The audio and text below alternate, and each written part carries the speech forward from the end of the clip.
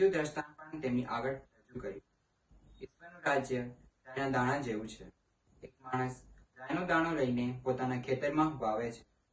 રાયનો દાણો બધા બીજોમાં નાનામાં નાનો છે, પણ ઉગે છે ત્યારે એનો છોડ બધા છોડો કરતા મોટો ઝાડો જેવડો થાય છે.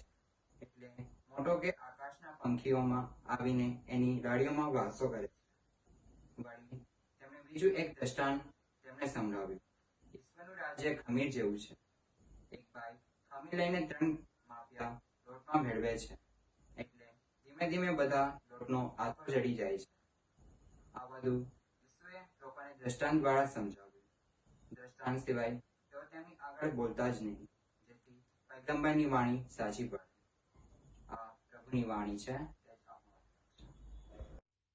જઈશું વાલા યુવા મિત્રો. આજનો શુભ સંદેશ માથીના શુભ સંદેશમાંથી લેવામાં આવ્યો છે 13મો અધ્યાય 31થી 35ની કડી. અને ઈસુ આજે આપણી સાથે એક મસ્ત દ્રષ્ટાંત કથા દ્વારા વાત કરે છે. અને દ્રષ્ટાંત કથા રાયના દાણાની કરે છે.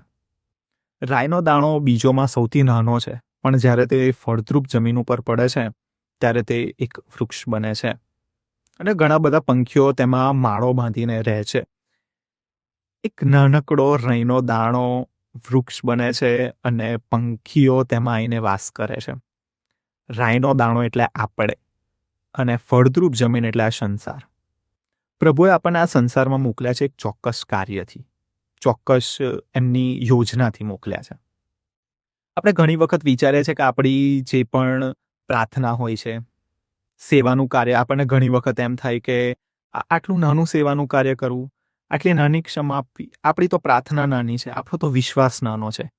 પણ પ્રભુ આપણને આજે આ રાયના દાણાના દ્રષ્ટાંતથી કહે છે કે ભલે તમારી પ્રાર્થના નાની રહી, ભલે તમારો વિશ્વાસ નાનો રહ્યો, ભલે તમે નાના સેવાના કાર્યો કર્યા, ભલે તમે નાનીમાં નાની ક્ષમા આપી, પણ અંતે તમને જે બદલો પિતા તરફથી મળવાનો છે તે ઘણો મોટો હશે.